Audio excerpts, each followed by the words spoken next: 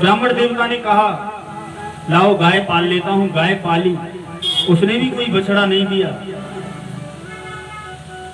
मन में सोचते मैं इतनी पूजा पाठ करता हूं लेकिन परमात्मा मेरी क्यों नहीं सुनते।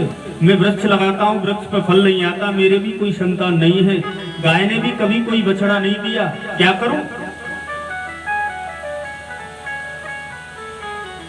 संसार के लोग तो होते ही महाराज, जिसके संतान नहीं होती उसे इतना कष्ट नहीं होता, बगल वाले ज्यादा दुखी कर देते हैं। अरे एक तो हो ही जाती, बुढ़ापे में कैसे क्या होगा। चाहे अपने बुढ़ापे में अपने वाले जो है ना घर में, वो लाठी डंडों से मारते हो, गालियां देते हो, बहू में पानी न पिलाती हो, लेकिन दूसरे से जरूर कहेंगे। ये नियम है संसार का। बोले गोविंद भगवान की जय हो। सूत जी कहते हैं ऋषियों, व्यक्ति अपने दुख से दुखी नहीं रहता, दूसरों से बहुत आनंद लेता है। आज ब्राह्मण देव को तो कोई टेंशन है नहीं, लेकिन जब वृद्धावस्था आ गई तो लोगों की बातें जब समाज की सुनते हैं तो कष्ट होने लगा उन्हें भी।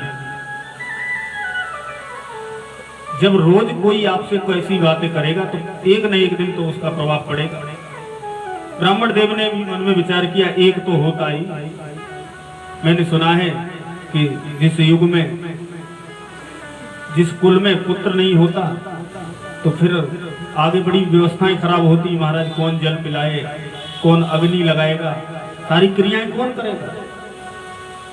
आज जो कुछ भी धन था दान में लुटा दिया, फिर भी संतान नहीं हुई, तो अब तो मन में विचार कर लिया कि जंगल में जाऊंगा, अपने प्राण त्याग दूंगा, मैं जिंदा नहीं रहूंगा।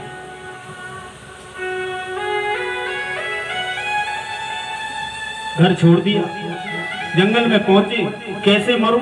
मरना आसान नहीं होता। व्यक्ति सोच तो लेता है कि मर जाऊं, खुदकुशी कर लूं महाराज, आत्महत्या कर लूं, लेकिन मरते समय जितनी पीड़ा होती है वो न भूतो न भविष्यति, न हुई थी न होगी, बहुत पीड़ा होती है।